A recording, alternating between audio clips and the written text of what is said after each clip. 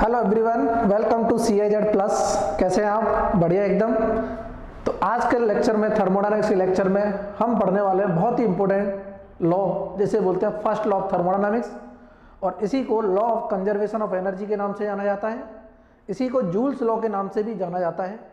और इसके कुछ कॉन्सिक्वेंस देखेंगे। फर्स्ट लॉ ऑफ थर्मोडायनामिक्स से हमें क्या कॉन्सिक्वेंस मिलते हैं। उसके बाद हम हीट इंट्रैक्शन देखेंगे फॉर वेरियस प्रोसेसेस, क्या क्या होते हैं, और फ्री एक्सपेंशन के बारे में डिस्कस करेंगे, और फिर बढ़िया बढ़िया कुछ क्वेश्चन लगाएंगे। हो सका अगर टाइम मिला तो सेकंड लॉ ऑफ थर्मोडायनामिक्स का बेसिक कंसेप्ट भी डिस्कस करेंगे आज के लेक्चर में। इससे पहले प्रीवियस 2 लेक्चर थर्मोडायनामिक्स के हम कर चुके हैं, जिसमें हमने basics of concept of thermodynamics देखा था फर्स्ट लेक्चर में।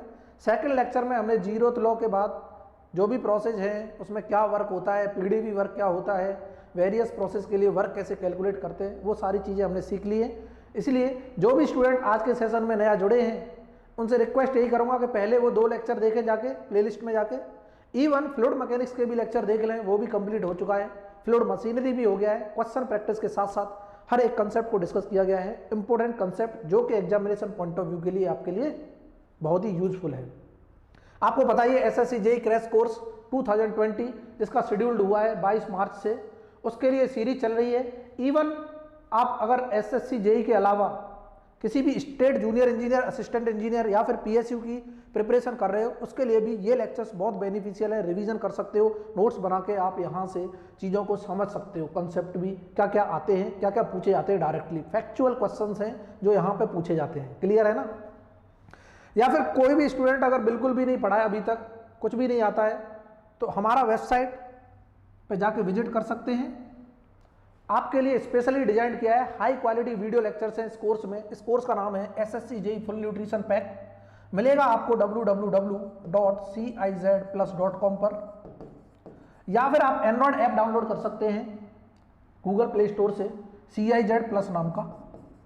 लिंक आपको इन दोनों चीज़ों का डिस्क्रिप्शन में मिल जाएगा, कहीं भटकने की जरूरत नहीं है। इसमें क्या अवेलेबल है सर, आप हमको बता तो दो, जब ही तो जाएंगे। बहुत अच्छे।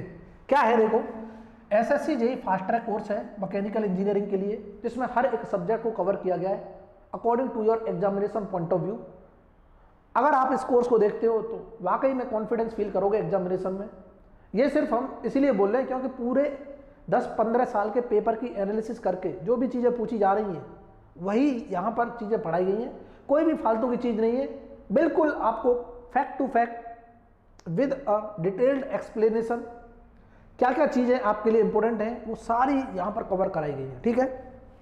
प्लस एडिशनल एक SOM का कोर्स है, इंजीनियर मैकेनिक्स का कोर्स है, फुल कोर्स है स्ट्रेंथ ऑफ मटेरियल का और इंजीनियर मैकेनिक्स का। अगर थ्योरी वहाँ से पढ़ते हो, टेस्ट सीरीज यहाँ से आप फॉलो करो। ये टेस्ट सीरीज भी प्रोवाइड किए गए ताकि आप अपनी कंसेप्ट को बिल्ड कर सको, प्रिपरेशन को और बूस्ट कर सको, अपनी परफॉर्मेंस को जज कर सको। और यहाँ पर आपको प्रीवियस ईयर के क्वेश्चंस हैं जो आपके पास पहले से ही ऑलरेडी अवेलेबल होंगे, फिर भी आपको प्रोवाइड किए गए हैं। एक एडिशनल चीज़ है वर्कबुक, जिसमें आपको क्वेश्चंस दिए हैं टेस्ट सीरीज के फॉर्म में। हर एक सब्जेक्ट के topic wise, chapter wise questions मिलेंगे, उसको भी आप लगा सकते हैं। उम्मीद करता हूँ आपको चीज़ें यहाँ पर समझ आ गई हो, जनरल इन्फॉर्मेशन। फिर भी इसके अलावा अगर आपको और इन्फॉर्मेशन चाहिए तो व्हाट्सअप ग्रुप, टेलीग्राम चैनल का लिंक डिस्क्रिप्शन में मिलेगा, उसको ज्वाइन कर लो। वहाँ पर कोई भी क्वेरी है पूछ सकते हो। स्टार्ट करते हैं अपना टॉपिक ज़्यादा समय ना लेते हुए। और उन स्टूडेंट के लिए जो सेशन में नया जुड़े हैं, चैनल को सब्सक्राइब कर लो और बेल आइकन को भी प्रेस। वीडियो को तो लाइक करना ही करना है। बोलो सर हम नहीं करेंगे, क्या कर लोगे? कोई बात नहीं, आपकी मन की इच्छा। अगर आप वीडियो ना लाइक करके सिलेक्शन पा रहे हो तो उसका वो भी बढ़िया। ठीक है, चलो स्टार्ट करते हैं फर्स्ट लॉ ऑफ थर्मोडायनामिक्स से। हमारा फर्स्ट लॉ ऑफ थर्मोडायनामिक्स क्या बोलता है? फर्स्ट लॉ ऑफ TD मतलब थर्मोडायनामिक्स कि सबसे पहले इसे किस नाम से जाना जाता है वो भी बहुत जरूरी है। इसे बोलते हैं law of conservation of energy. Conservation of energy कि हम जानते हैं law of conservation of energy, तो सर हमने बहुत बचपन में पढ़ा था कि energy can neither be created nor be destroyed but it can be transform from one form to another form. इसका मतलब ऐसा ही कुछ यहाँ देखने को मिलेगा कि जो भी एनर्जी है वो ना तो क्रिएट हो सकती है ना डिस्ट्रॉय हो सकती है, बट हाँ एक फॉर्म से दूसरे फॉर्म में हम इसे कन्वर्ट करेंगे, वही हम यहाँ पर देखने वाले हैं। इसका दूसरा नाम भी है जिसे हम जूल्स लॉ से जानते हैं और इसे जूल्स लॉ के नाम से जाना जाता है।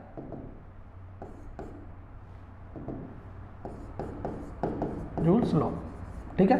एक जूल्स एक्सपेरिमेंट है जो internal energy is the strong function of temperature only बताता है। जूल्स लॉ इसको बोल देते हैं। यहां तक चीजें क्लियर है। ये लॉ क्या बोलता है इधर देखना कि फॉर क्लोज सिस्टम, सबसे पहले बात करेगा किसकी, for closed system undergoing on a cycle, undergoing in a cycle, मतलब कहने का दो चीजें क्लियर हो गई कि क्लोज सिस्टम की बात कर रहा है और साइकिल की बात कर रहा है। अगर ऐसा होता है तो net heat interaction in the cycle is equal to net work interaction होगा। मतलब कहने का कि cyclic interaction of heat is equal to cyclic interaction of work होगा। ये बोल रहा है फर्स्ट लॉ ऑफ थर्मोडायनामिक्स और कुछ भी नहीं बोल रहा। मतलब कहने का साइकिल के दौरान जितना हीट इंटरेक्शन हुआ है, चाहे वो हीट सप्लाई हुआ हो चाहे रिजेक्ट हुआ हो, that must be equal to work के, चाहे वर्क रिजेक्ट हुआ हो चाहे वर्क सप्लाई हुआ हो। यही ये फर्स्ट लॉ और ये वैलिड है, सबके लिए वैलिड है। प्रोसेस के लिए भी लगा सकते हो एंड साइकिल्स के लिए। क्लियर है ना सबको? तो यही फर्स्ट लॉ ऑफ थर्मोडायनामिक्स है और कुछ भी नहीं। फॉर एग्जाम्पल अगर हम बात करते हैं, फील करना, देखो यहां से ब्यूटी दिखाता हूं आपको कि इसी कंसेप्ट से हमने कुछ एक और लॉ प्रूव किया, या फिर हम ये भी बोल सकते हैं कॉन्सिक्वेंसेस बता दो इसके। क्या? अगर मैं बात करता हूं consequences of first law of thermodynamics, first law of thermodynamics क्या कॉन्सिक्वेंसेस निकल के आए? इसी लॉ ने प्रूव किया फर्स्ट कि जो हमारा हीट है, heat is a path function. इसी लॉ से प्रूव हुआ हीट क्या है, पाथ फंक्शन। मतलब कहने का हीट जो है पाथ पे डिपेंड करेगा, पाथ डिपेंडेंट। तो हम ये भी बोल सकते हैं not the property, not the property of system. और अगर ये प्रॉपर्टी ऑफ सिस्टम नहीं है, इसका मतलब इसको एग्जैक्ट डिफरेंशिएबल नहीं कर सकते, ये इनएग्जैक्ट डिफरेंशिएबल होता है, इनएग्जैक्ट डिफरेंशिएबल। ये चीज क्लियर हुई? मींस हम ये नहीं लिख सकते कि अगर मैं डेल क्यू लिखना चाहता हूं तो this is not equal to Q2 minus Q1। अगर एग्जैक्ट होता तो इसको इक्वल लिख देते, but this is not equal, exact differentiable नहीं हो सकता क्योंकि ये पाथ पे डिपेंड कर रहा है। ये चीज क्लियर हुई? ओके। यहां से हीट की जब बात हुई है तो जो मोस्ट इंपोर्टेंट पॉइंट है वो भी डिस्कस कर लेते हैं। Heat given to the system, heat given to the system या प्रोसेस कंसीडर की जाएगी पॉजिटिव, जो हीट दे रहे हैं, और हीट रिजेक्टेड जो होगी सिस्टम से, जो रिजेक्ट हो रही होगी, या फिर सिस्टम हमको हीट दे रहा होगा फ्रॉम द सिस्टम या प्रोसेस बोल दो, वो नेगेटिव कंसीडर की जाएगी। ये तो कुछ हीट के इंपॉर्टेंट पॉइंट्स हैं। और consequence of first law of thermodynamics ने बताया कि हीट क्या है, पाथ फंक्शन है, पहला कॉन्सिक्वेंस। दूसरा कॉन्सिक्वेंस क्या होता है, इधर देखो। दूसरे ने बताया कि जो एनर्जी है, और कौन सी energy, internal energy, internal energy is the property of system, property of system. तो यहीं से पता चला कि इंटरनल एनर्जी जो है प्रॉपर्टी ऑफ द सिस्टम है, और एक रिजल्ट प्रूफ हुआ, that result was del Q equal to DE plus del W। और ये जो निकल के आया, this is the first law of thermodynamics for the process. क्या है? First law of thermodynamics for process only. ये किसके लिए? प्रोसेस एंड साइकिल, दोनों के लिए लिख सकते हैं, साइकिल, प्रोसेस एंड साइकिल। ये चीज क्लियर हुई? अब इसमें डेल क्यू क्या है? Heat interaction, DE change in internal energy, और डेल W वर्क इंटरेक्शन। देखो मैंने D के आगे लिखा है पूरा D और यहां पे डेल, मतलब ये इनएग्जैक्ट है, not the property of system है, ये प्रॉपर्टी ऑफ द सिस्टम है। इस DE को हम ऐसे लिख सकते हैं, DE क्या? Change in internal energy, change in internal energy. और अगर ये इंटरनल एनर्जी है तो ये प्रॉपर्टी ऑफ द सिस्टम है। तो हम ये भी लिख सकते हैं दो स्टेट के बीच में, दो पॉइंट के बीच में इनका एग्जैक्ट डिफरेंशिएबल हो सकता है E2 माइनस E1, बिल्कुल लिख सकते हैं, क्योंकि ये क्या है, प्रॉपर्टी है, प्रॉपर्टी ऑफ सिस्टम। क्या मैं बोल सकता हूं, अगर फॉर साइकिल के लिए अगर मैं लिखता हूं फॉर साइकिल के लिए अगर मैं चेंज इन इंटरनल एनर्जी लिखता हूं, वो क्या होगा, 0 होगा। कहने का मतलब cyclic integral of any property is equal to 0 always. तो मतलब कहने का किसी भी प्रॉपर्टी का साइक्लिक इंटीग्रल अगर आप निकालते हो तो वो हमेशा 0 होगा। सर कैसे, हमको नहीं समझ आ रही बात, फील करा दूं, लो कर लो, यहां से आगे बढ़े, बिल्कुल इधर आ जाओ। इधर साइकिल क्या होती है सर, पहले तो तब हम समझ पाएंगे ना कि सर साइकिल तो वो है जिससे हम पहले ट्यूशन पढ़ने जाते थे चलाते हुए बहुत खूबसूरत। साइकिल वो नहीं है, यहाँ थर्मोडायनामिक साइकिल की बात हो रही है, वो बाइसिकल होती है, साइकिल नहीं होती। क्लियर है सर, हम तो अब तक साइकिल बोलते आ रहे हैं, आपके बोलने से कुछ भी हो सकता है। देखो कि साइकिल क्या है,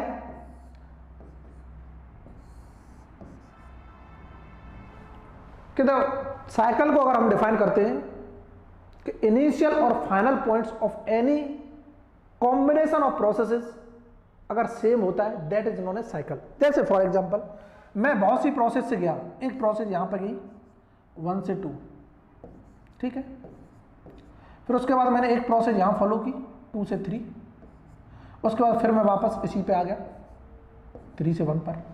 तो मैंने देखा मैं 3 प्रोसेस से मूव करते हुए, ये हमारा इनिशियल था पॉइंट और यही फाइनल है, इनिशियल और फाइनल पॉइंट्स आर सेम, बिल्कुल। तो अगर मैं साइकिल की बात करता हूं तो इनिशियल फाइनल पॉइंट क्या सेम है। और अगर मैं cyclic integral of entropy change कुछ भी लिखना चाहता हूं इंटरनल एनर्जी, तो मैं क्या लिख दूंगा, ई फाइनल बता दो माइनस ई इनिशियल। क्या इस पॉइंट पर ई इनिशियल और ई फाइनल सेम होगा, बिल्कुल होगा। तो ये क्या हो गए, इक्वल टू 0 हो गए। कुछ भी होगा इस पॉइंट पर तो सेम होना है ना, सेम अगर पॉइंट है तो उस पॉइंट पर तो प्रॉपर्टी सेम होंगी ना, बिल्कुल होंगी। तो cyclic integral of any property क्या होता है, सेम होता है। यहां तक चीजें क्लियर हुई। 2 कॉन्सिक्वेंसेज हमको समझ आ गए। तीसरा कॉन्सिक्वेंसेज, थर्ड कॉन्सिक्वेंसेज, वो क्या बोलता है कि energy of a universe remains constant, कि energy of the universe remains constant. ये क्या होगी, कांस्टेंट होगी, कोई कुछ नहीं कर सकता। कैसे, कि हम जानते हैं according to first law of thermodynamics del Q equal to D E plus del W होता है। अब यूनिवर्स की अगर हम बात करते हैं तो यूनिवर्स में ना तो हीट इंटरेक्शन हो रहा था, ना कोई एनर्जी इंटरेक्शन हो रहा था, ना मास इंटरेक्शन, और हीट और work are in the form of energy. इसका मतलब ना तो हीट इंटरेक्शन हुआ ना वर्क इंटरेक्शन हुआ। और हम तुरंत बोल देंगे no heat interaction no work interaction, तो यहां से इंटरनल एनर्जी का चेंज आ गया 0। और ये तभी हो सकता है जब एनर्जी क्या हो, कांस्टेंट हो। कि सर अगर किसी भी चीज का डिफरेंशिएशन 0 करना है तो उसे कांस्टेंट करना पड़ेगा, वो कांस्टेंट ही होता है। तो हमने बोल दिया energy of the universe is constant. ये थर्ड लॉ ऑफ कॉन्सिक्वेंस बोलता है, फर्स्ट लॉ ऑफ थर्मोडायनामिक्स का ये थर्ड कॉन्सिक्वेंस है। फोर्थ वन कॉन्सिक्वेंस बहुत ही ब्यूटीफुल, दैट इज PMM1। बोलो सर ये क्या है, PMM1। PM मतलब प्राइम मिनिस्टर, मोशन 1 लो इसको बोलते हैं परपेचुअल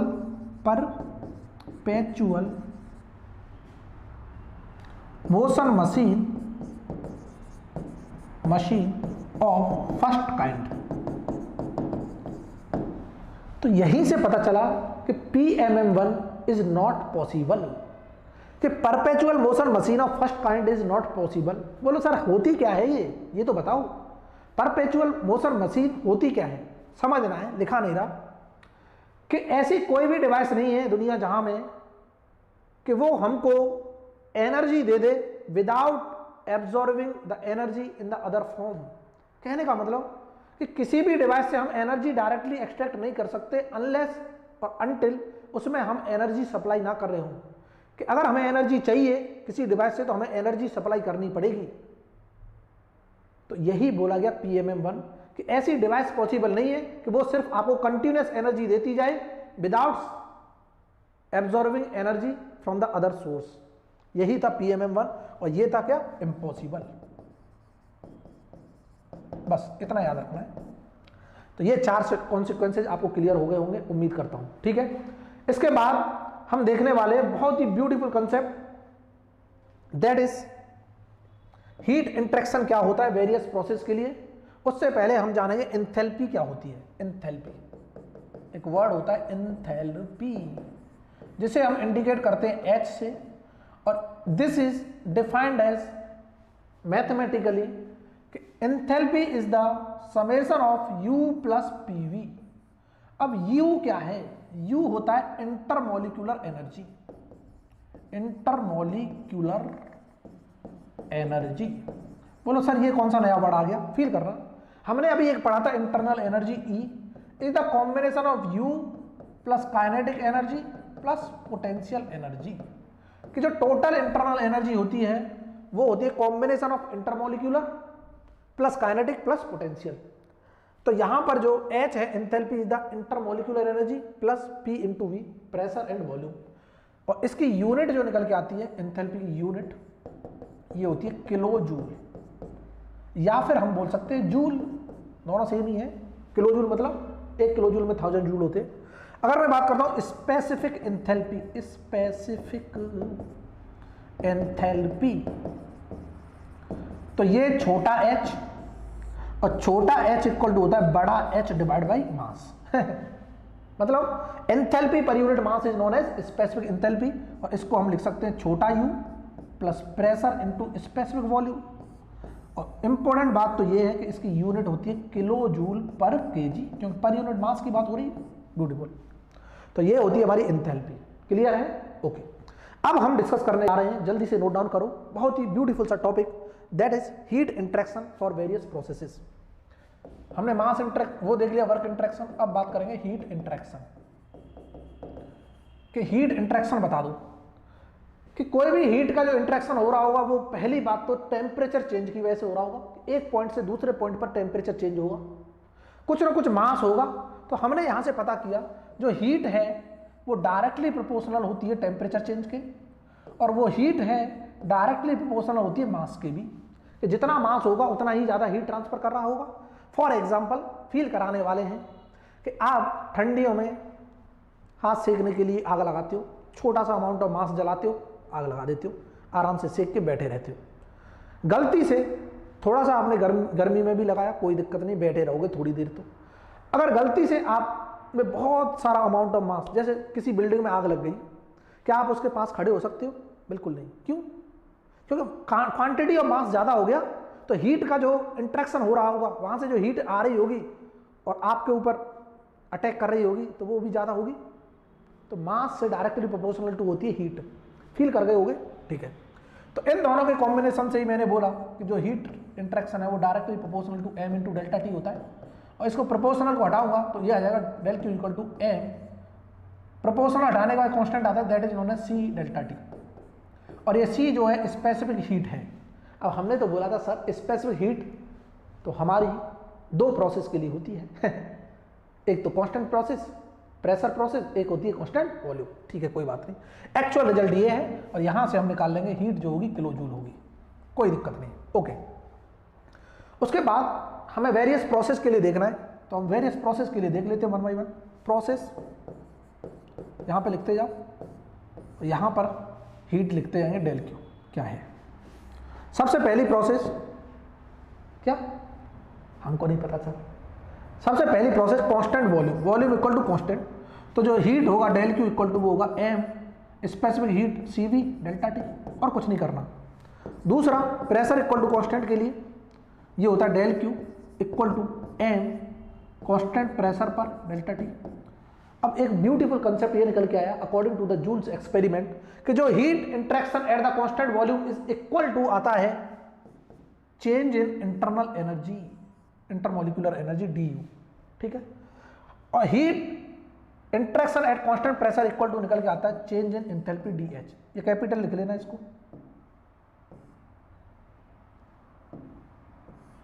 du। ठीक है, क्योंकि मास से क्या चल रहा है? प्रोडक्ट चल रहा है। तीसरी प्रोसेस जिसे बोलते हैं हम आइसोथर्मल, आइसोथर्मल क्या होती है? Temperature equal to constant, short में लिख रहा हूं मैं। तो आइसोथर्मल में जो हीट इंटरेक्शन होता है वो कैसे निकालेंगे, देखो अब देखो फील कराना पड़ेगा। हमने बोला कि U is the strong function of temperature only है,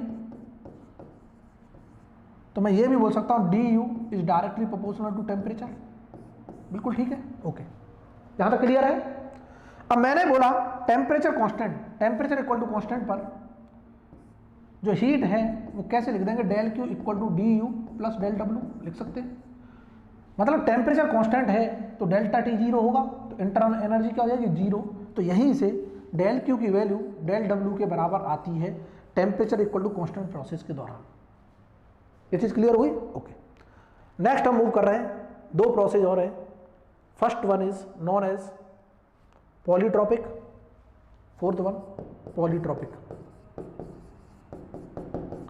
एक है हमारी adiabatic, fifth one adiabatic. Adiabatic में तो अंदाज भी बता देगा, जैसे पीवी की power gamma equal to constant बोलते हैं, पीवी की power gamma equal to constant, और यहाँ पीवी की power N equal to constant. Adiabatic में तो सब जानते हैं no heat interaction takes place, del Q equal to zero होगा, 100% होगा, नो डाउट। प्रोसेस ही ऐसे डिफाइन हुई है।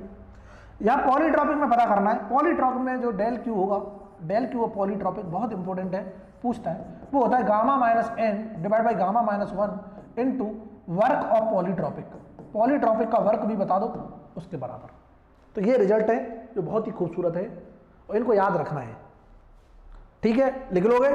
ओके, नेक्स्ट हम मूव करते हैं क्या, नेक्स्ट टॉपिक पर, जो ब्यूटीफुल टॉपिक है वो क्या है, इधर देखना। अभी तक हमने देखा सर हीट इंटरेक्शन देख लिया, बहुत खूबसूरत। अब आइडियल गैस की कुछ इक्वेशंस हैं, जो रिलेशंस हैं, आइडियल गैस के कुछ रिलेशंस हैं, उन्हें देख लो। आइडियल गैस रिलेशंस हम जानते हैं पीवी इक्वल टू होता है mRT, और ये अभी तक हम क्या पढ़ रहे थे? क्लोज सिस्टम की बात चल रही है, और क्लोज सिस्टम में कंट्रोल मास होता है, कंट्रोल मास। तो हम ये भी तो बोल सकते हैं मास क्या है? कांस्टेंट है, चेंज थोड़ी हो रहा है, ठीक है। तो क्या मैं ये बोल सकता हूं पीवी इक्वल टू आरटी हो गया? बिल्कुल हो गया। अब आइडियल गैस की equation for the various process के लिए कैसे लिखी जाती है देखना। सबसे पहली प्रेशर इक्वल टू कांस्टेंट की अगर मैं बात करता हूं तो क्या मैं बोल सकता हूं प्रेशर कांस्टेंट है, आर कांस्टेंट है, तो volume is directly proportional to temperature. Sir मैं लिख सकता हूं V1 upon V2 equal to T1 upon T2 होगा? बिल्कुल होगा, नो डाउट, ऐसे लिख सकते हैं हम।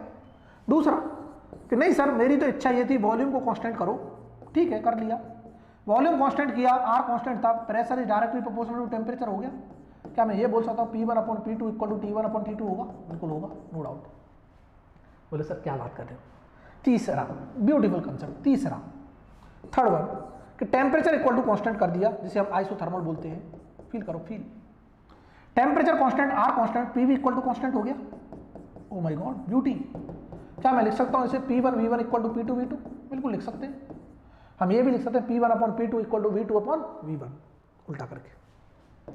1 by 1 देखते रहो चीजों को, थोड़ा फास्ट चल रहा होगा लेकिन आपको समझ भी आ रहा होगा, ताकि हमारा कंटेंट ज्यादा कवर हो जाए, क्योंकि ये सब्जेक्ट बहुत इंपॉर्टेंट है। भर भर के क्वेश्चन पूछे जाते हैं हर एक टॉपिक से, एक भी ऐसा टॉपिक नहीं होगा जहां से क्वेश्चन नहीं आते, इसीलिए हम इसको क्या कर रहे हैं, थोड़ा सा डीप में कवर कर रहे हैं।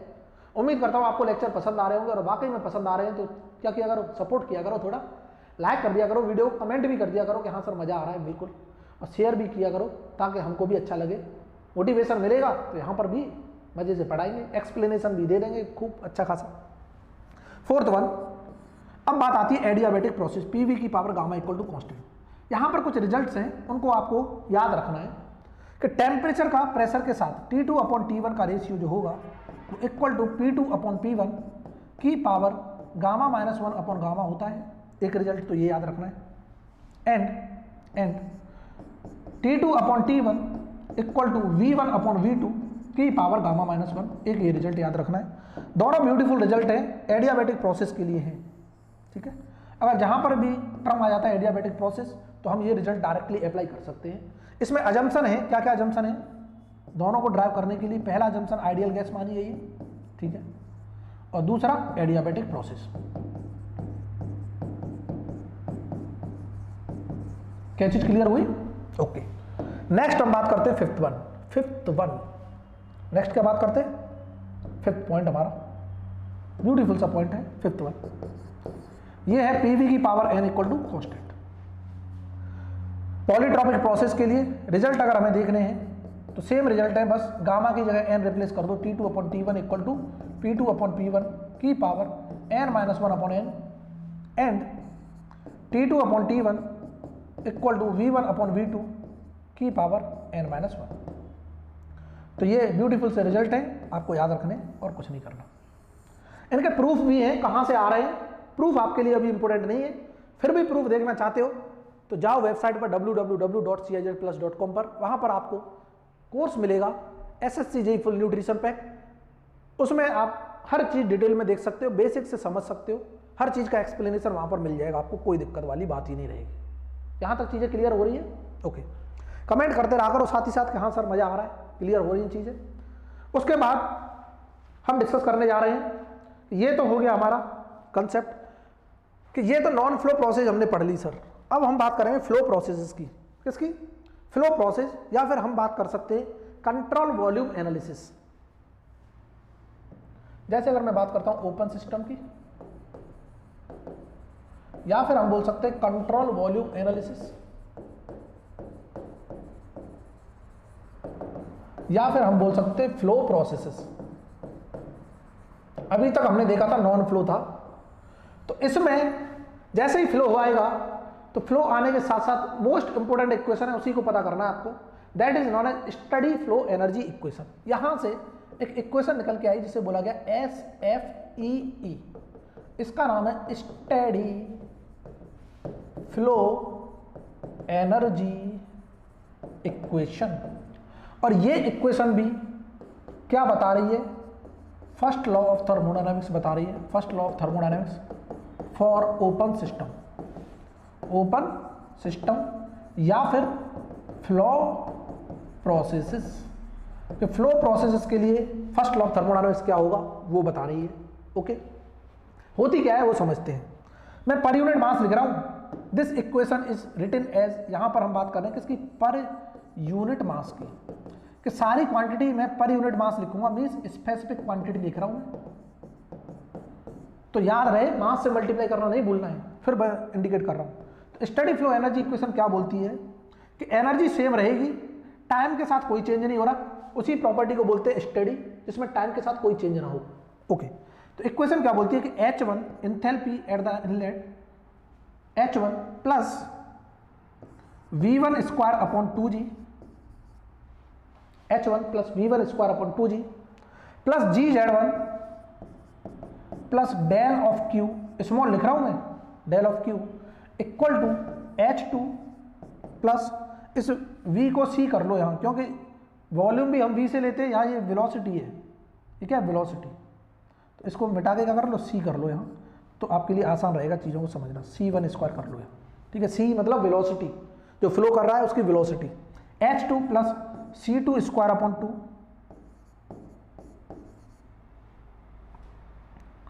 C2 स्क्वायर अपॉन 2, ये G नहीं है यहाँ, G को मिटा देना, कंफ्यूज नहीं होना है। जो चीज़ लिखाई है C1 square upon 2, C2 square upon 2 plus GZ2 plus के डेल स्मॉल w, ये है हमारी स्टडी फ्लो एनर्जी इक्वेशन। अब इसमें प्रॉब्लम ये है, इसकी यूनिट क्या है?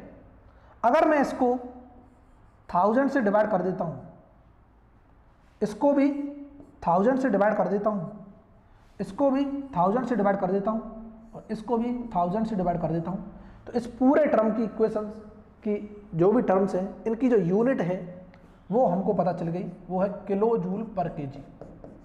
क्या है? Kilo joule per KG. हर एक टर्म की यूनिट यहाँ किलो जूल पर केजी में है, मतलब कहने का यूनिट मास से सब में डिवाइड चल रहा है। अगर आपको मास देता है तो कंसिडर करना पड़ेगा। क्या फील हो रहा है? ओके, तो ये थी हमारी study flow energy equation SFEE। अब इसके एप्लीकेशन क्या है वो इंपॉर्टेंट है आपके एग्जामिनेशन पॉइंट ऑफ व्यू के लिए। देखो, application of study flow energy equation, application of study flow energy equation. अब बोलोगे सर इसमें टर्म क्या क्या है, वो तो बताया नहीं आपने, लो देख लो। H1 एंथैल्पी, और H1 क्या होगा? H इक्वल टू होता है स्पेसिफिक, ये बता दिया मैंने, PV, और ये जो पीवी है इसको बोलते हैं flow work. P into specific volume का प्रोडक्ट कहलाता है फ्लो वर्क। तो हम ये भी बोल सकते हैं जो specific enthalpy it is the summation of intermolecular energy and flow work के बराबर एंथैल्पी होता है। ये काइनेटिक एनर्जी पर unit mass half M V square होता है ना, पर यूनिट मास कर दिया तो हाफ C1 स्क्वायर हो जाएगा। ये पोटेंशियल एनर्जी mgh होता है, मास से डिवाइड कर दिया तो gh बचा खाली, h जो हाइट रिप्रेजेंट कर रहा है z, 1000 से डिवाइड इसलिए किया क्योंकि ये किलो जूल में कन्वर्ट करना पड़ा है। ये तो क्वांटिटी किलो जूल में गिवन होती है, एंथैल्पी वर्क और ये हीट सब किलो जूल में दी होंगी, बट ये मीटर पर सेकंड में होती है, मीटर में, मीटर ऐसा यूनिट है। तो इसको हम कन्वर्ट करने के लिए, ये जूल में गिवन है तो इसे किलो जूल में कन्वर्ट करने के लिए 1000 से मल्टीप्लाई कर देते हैं दोनों साइड। क्लियर है? ओके, तो ये आ गया, क्वांटिटी आपको समझ आ गई होंगी। हम बात कर रहे थे application of study flow energy की। सबसे पहला एप्लीकेशन नोजल की बात करेगा। नोजल, तो नोजल में अजम्पशन है, अजम्पशन को आप ध्यान में मत रखो। सबसे पहला स्टडी स्टेट, एक बार मैं अजम्पशन लिख दे रहा हूं, स्टडी स्टेट। दूसरा कि change of potential energy equal to 0 मानता है और कोई भी हीट इंटरेक्शन नहीं हो रहा, एडियाबैटिक है और कोई भी वर्क नहीं हो रहा, डेल डब्ल्यू भी 0 है। ठीक है, तो यहां से जो निकल के आएगा रिजल्ट। और तीसरा अजम्पशन ये भी है कि इनलेट पे वेलोसिटी जो है वो बहुत कम है एज कंपेयर टू एग्जिट पर, क्योंकि नोजल का काम होता है वेलोसिटी को इंक्रीज करना। तो यहां से C2 निकलवाएगा आपसे। C2 क्या होगा, तो उसका रिजल्ट याद रखो, वो होगा 2000 इंटू H1 माइनस के H2 और इसका जो रिजल्ट निकल के आएगा that will be equivalent to metre per second. यहां से वेलोसिटी निकल आएगी कब, जब C1 is very very less than C2। Nozzle आ गया, ओके। दूसरा एप्लीकेशन जो है हमारा वो आता है किसमें, सेकंड एप्लीकेशन की जब बात करेंगे that will be in turbine. Turbine के केस में टरबाइन का हमें वर्क निकालना है कि टरबाइन से जो वर्क प्रोड्यूस हुआ वो क्या हुआ। अजम्पशन ध्यान में नहीं रखने, फिर भी लिख दे रहा हूं। फर्स्ट स्टडी स्टेट मान के कर रहे हैं सब कुछ। सेकंड इसी के साथ लिख दे रहा हूं सारे कि एडियाबैटिक मान रहे हैं, no heat transfer takes place between the system and surrounding.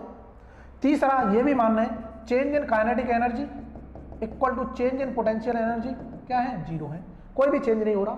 तो वर्क जो होगा टरबाइन से, वर्क ऑफ टरबाइन जो होगा वो हम डायरेक्टली निकाल देंगे H1 माइनस H2 और यूनिट जो आएगी वो आएगी किलो जूल पर केजी। ठीक है, किलो जूल पर केजी। यहां तक चीजें क्लियर है। तीसरा थर्ड वन हम बात करेंगे किसकी, पंप की। पंप के केस में क्या होता है, या फिर हम बात करें कंप्रेसर की। तो इनमें वर्क सप्लाई करना पड़ता है, वर्क सप्लाई करने के बाद एंथैल्पी बढ़ जाती है। सेम अजम्पशन है टरबाइन वाले। तो यहां पर जो वर्क ऑफ पंप हमें निकालना है या फिर कंप्रेसर का वो आता है H2 माइनस के H1 और यूनिट होगी kilo joule per KG. Enthalpy का चेंज बता दो, उतना ही वर्क हमने पंप में दिया होगा, वहां पर हमें टरबाइन में मिल रहा होगा। Fourth one beautiful concept, throttling.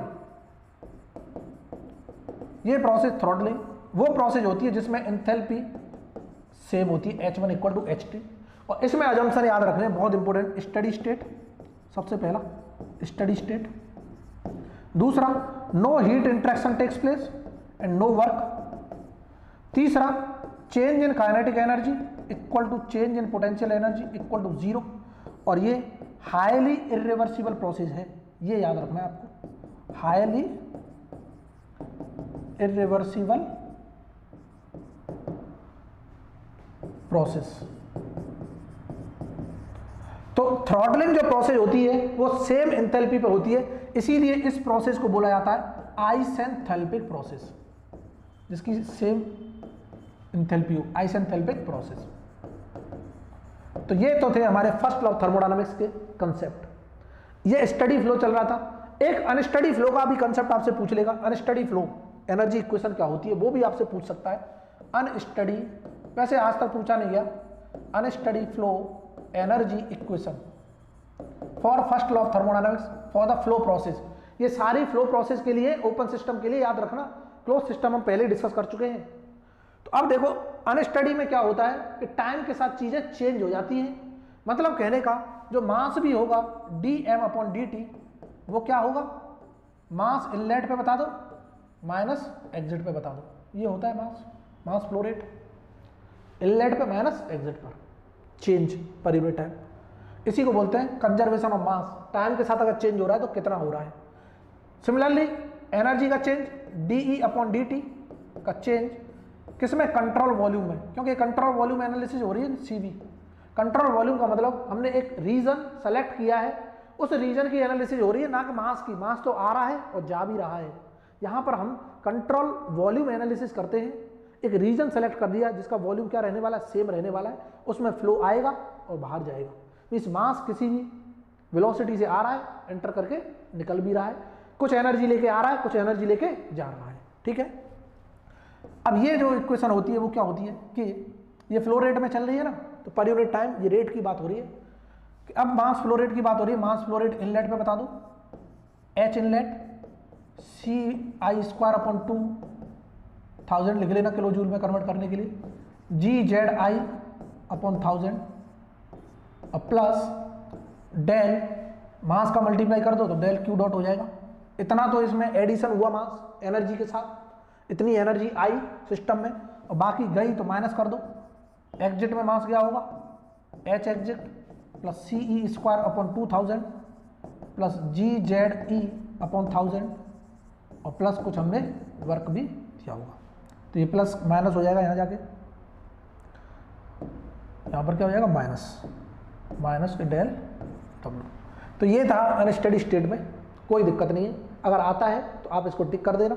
वैसे पूछेगा नहीं, ये थोड़ा सा क्या हाई लेवल चला गया है, गेट वगैरह ESE वगैरह में यहाँ से क्वेश्चंस पूछे जाते हैं। इतना बताओ आपको क्लियर हुआ कि नहीं हुआ।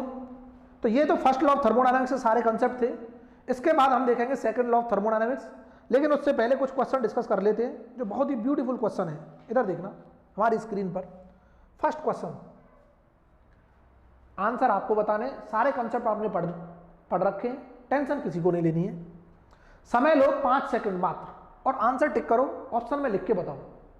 होल्ड करो, पॉज करो वीडियो को, आंसर पढ़ो आराम से, क्वेश्चन टिक करो, कमेंट भी कर दो।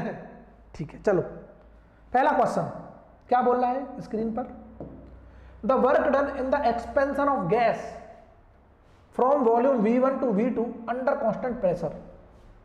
मतलब कहने का कांस्टेंट प्रेशर की बात हुई है, pressure equal to constant process में जो वर्क होता था वो प्रेशर V2 माइनस V1 होता था, सब जानते हैं, ये पढ़ रखा है, प्रीवियस लेक्चर में पढ़ाया था। जिसने नहीं देखा एक बार जाके देखो। तो ऑप्शन बी साफ दिखाई दे रहा है, करेक्ट है, सबका सही हो गया होगा उम्मीद करता हूँ।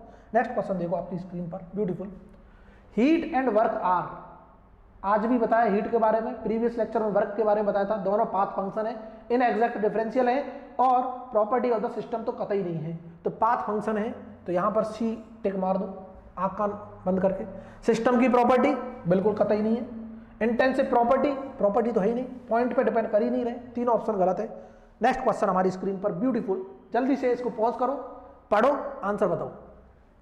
फॉर अ क्लोज सिस्टम की बात हो रही है, the difference between heat added to the system and work done by the system क्या होगा। तो हमने देखा था डेल क्यू माइनस के del W equal to change in internal energy होता है। कहाँ से आया था, फर्स्ट लॉ ऑफ थर्मोडायनामिक्स से आया था, कि हमने देखा था del Q equal to D U या फिर D E plus del W था, यही था ना। तो हम del Q minus del W equal to change in internal energy बोल देंगे। तो वही पूछा है, difference between heat added and work done by the system internal energy के चेंज के बराबर होगा, option C is the correct. ये आज भी डिस्कस किया है, यहां से आप चीजें कवर कर सकते हैं। नेक्स्ट क्वेश्चन अगर देखते हैं, स्पेसिफिक इंथैल्पी बताया अभी, स्पेसिफिक इंथैल्पी H जो टोटल इंथैल्पी पर यूनिट मास होता है, बोला इज एन कौन सी प्रॉपर्टी है। तो स्पेसिफिक जितनी भी प्रॉपर्टी थी फर्स्ट लेक्चर में बताया था, सारी इंटेंसिव प्रॉपर्टी होती है। तो intensive C option D option में है, ए तो गलत हो गया, एक्सटेंसिव नहीं होगी, बी भी गलत हो गया। यूनिट H किलो जूल में होता है और ये पर केजी, तो ये हो जाएगा किलो जूल पर केजी, तो ये हो जाएगा हमारा option D is the correct. ठीक है, नेक्स्ट क्वेश्चन हम देखते हैं। नेक्स्ट क्वेश्चन हमारी स्क्रीन पर, which one of the following phenomena occurs when gas in a piston in cylinder assembly expand reversibly eight constant pressure. अगर कांस्टेंट प्रेशर पर gas expand होती है, जैसे ये P था, ये वॉल्यूम था, प्रेशर वॉल्यूम, कांस्टेंट प्रेशर पर गैस एक्सपेंड हो रही है, मतलब 1 से 2 जा रही है, एक्सपेंस मतलब वॉल्यूम बढ़ रहा होगा, तो ऐसी प्रोसेस में हीट ऐड होती है, तो heat added to the gas, option A is the correct. तो इस तरह के क्वेश्चंस आपको देखने को मिलते हैं एग्जाम में। उम्मीद करता हूँ आपको आज का लेक्चर भी पसंद आया होगा, कंसेप्ट समझ आ गए होंगे। इसी तरह के क्वेश्चन आपको देखने को मिलेंगे, जो कंसेप्ट आपको पढ़ाए गए हैं यहीं से सारे कंसेप्ट आते हैं, ठीक है।